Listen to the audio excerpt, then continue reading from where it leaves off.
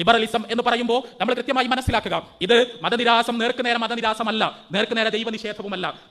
നമ്മളുടെ പുതിയ തലമുറക്കിടയിലേക്ക് നേർക്കുനേരെ പടച്ചവനില്ല എന്ന് പറഞ്ഞ് കടന്നു വരികയല്ല അതിന്റെ രീതി. മതം വേണ്ടതില്ല എന്ന് പറഞ്ഞു വരികയല്ല അതിന്റെ രീതി. മറിച്ച് ഞാൻ നേരത്തെ പറഞ്ഞതുപോലെ മതത്തെ നിങ്ങളുടെ ജീവിതത്തിന്റെ വ്യക്തിപരമായ ഉള്ളറകളിലേക്ക്, ആരാധനകളിലേക്ക് മാത്രം പരിമിതപ്പെടുത്തുക എന്ന് പഠിപ്പിക്കുകയാണ് അതിന്റെ രീതി. ബാക്കി ജീവിത രംഗങ്ങളിലൊന്നും ഇടപാടുകൾ മതത്തിന് അനുവദിച്ചുകൂടാ എന്ന് പറയുക, അത് നേർക്കുനേരെ പറയുകയല്ല. മറിച്ച് നമ്മുടെ കുട്ടികളുടെ തലച്ചോറിനെ പതുക്കെ കവർന്നെടുക്കുകയാണ്. അവരോട് സ്വാതന്ത്ര്യത്തെക്കുറിച്ച് പറയുകയാണ്. സ്വാതന്ത്ര്യം എന്ന് പറയുമ്പോൾ, മനുഷ്യാവകാശം എന്ന് പറയുമ്പോൾ, ജനാധിപത്യം എന്ന് പറയുമ്പോൾ, നമ്മളുടെ കാര്യം തീരുമാനിക്കേണ്ടത് നമ്മളാണെന്ന് പറയുമ്പോൾ, പ്രായപൂർത്തിയായ മുസ്ലിം പെൺകുട്ടി തലയിൽ തട്ടമിടണോ എന്ന് തീരുമാനിക്കേണ്ടത് അവളാണ് എന്ന ആശയമുണ്ടാകുമ്പോൾ, അവിടെ പ്രായപൂർത്തിയായ ഒരു മുസ്ലിം വിദ്യാർത്ഥി, മുസ്ലിം ആൺകുട്ടി ക്യാമ്പസിലൂടെ നടക്കുന്ന സമയത്ത് അവിടെയുള്ള അന്യ സ്ത്രീകളുടെ ശരീരത്തിന്റെ സൗന്ദര്യം ആസ്വദിക്കാൻ പാടുണ്ടോ എന്ന വിഷയത്തിൽ അത് അവൻ തീരുമാനിക്കട്ടെ എന്ന് പറയുമ്പോൾ പ്രത്യക്ഷത്തിൽ അത് ആകർഷണീയമായ ഒരു ആശയമായി അനുഭവപ്പെടുകയാണ്. ആരാണ് നമ്മളെ വിലക്കാൻ? ആരാണ് നമ്മളത് പാടില്ല എന്ന് പറയാൻ? നിങ്ങളുടെ മാതാപിതാക്കൾക്ക്, കുടുംബത്തിന്, മഹലിന്, ഇവിടെയുള്ള സംവിധാനങ്ങൾക്കൊക്കെ ഇതിൽ എന്താണ് കാര്യം? നിങ്ങളുടെ ശരീരം, അത് നിങ്ങളുടെ അവകാശം. നിങ്ങളുടെ ശരീരം, നിങ്ങളുടെ തെരഞ്ഞെടുപ്പ്. നിങ്ങൾ വിവാഹത്തിന് പുറത്ത് അല്ലെങ്കിൽ വിവാഹത്തിന് മുമ്പ് വേറെ ലൈംഗിക ബന്ധത്തിൽ ഏർപ്പെടണമോ എന്നത് നിങ്ങളുടെ മാത്രം തികച്ചും വ്യക്തിപരമായ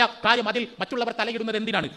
നിങ്ങളുടെ തന്നെ ലിംഗത്തിൽപ്പെട്ടവരോട് ലൈംഗിക ബന്ധത്തിൽ ഏർപ്പെടണോ, എതിർ ബന്ധത്തിലുള്ളവരെ ഇണയായി തെരഞ്ഞെടുക്കണോ എന്നത് അത് നിങ്ങളുടെ മാത്രം സ്വാതന്ത്ര്യം. അതിൽ മറ്റുള്ളവർക്ക് എന്താണ് കാര്യം എന്ന തരത്തിൽ എല്ലാ കാര്യവും, ഏത് പ്രവർത്തനവും ശരിയാകണമെങ്കിൽ ആരൊക്കെയാണോ അത് ചെയ്യുന്നത് അവർക്ക് രണ്ടുപേർക്കും സമ്മതമുണ്ടായാൽ മതി, മറ്റുള്ളവർക്ക് അതിലൊരു ഇടപാടുമില്ല എന്ന് പറഞ്ഞ് പഠിപ്പിക്കുകയാണ് ലിബറലിസത്തിന്റെ രീതി. നിങ്ങൾ പള്ളിയിൽ പോയിക്കോ, നിസ്കരിച്ചോ, നോമ്പ് നോറ്റോ, പക്ഷേ ഇത്തരം വിഷയങ്ങളിലേക്ക് നിങ്ങൾ മതത്തെ കൊണ്ടുവരരുത് എന്ന് പറഞ്ഞുകൊണ്ട് യൂറോപ്പിൽ ക്രിസ്തുമതത്തിന് സംഭവിച്ച അതേ പരിവർത്തനം ഇസ്ലാമിന് സംഭവിപ്പിക്കുവാനുള്ള ശ്രമങ്ങൾ, അവിടെയാണ് തീർച്ചയായും നമ്മൾ ശ്രദ്ധാലുക്കളായിരിക്കേണ്ടത്. തീർച്ചയായും ഈ സ്വാതന്ത്ര്യത്തിന്റെ മധുര ശശകങ്ങൾ നീട്ടിവെക്കപ്പെടുമ്പോൾ അതിലേക്ക് പുതിയ തലമുറ ആകർഷിക്കപ്പെടുക എന്ന് പറയുന്നത് തീർത്തും സ്വാഭാവികമാണ്. പക്ഷേ അവരുടെ മനസ്സിലേക്ക് ആഴത്തിൽ രക്ഷിതാക്കൾ എന്ന നിലയിൽ തർബിയത്തിന്റെ പാഠങ്ങൾ നമുക്ക് പകർന്നു കൊടുക്കാൻ കഴിഞ്ഞാൽ, അള്ളാഹുവാണ് അവരുടെ ജീവിതത്തിൽ ഏറ്റവും പ്രിയപ്പെട്ടത് എന്ന അവസ്ഥയുണ്ടാക്കാൻ കഴിഞ്ഞാൽ, റസൂലുള്ളാഹി സ്വല്ലല്ലാഹു അലൈഹി വസല്ലമയോടുള്ള സ്നേഹം അവരുടെ മനസ്സുകളിലേക്ക് ഇട്ടുകൊടുക്കാൻ കഴിഞ്ഞാൽ, ഇതൊന്നും അവരെ പ്രലോഭിപ്പിക്കുവാനേ പോകുന്നില്ല.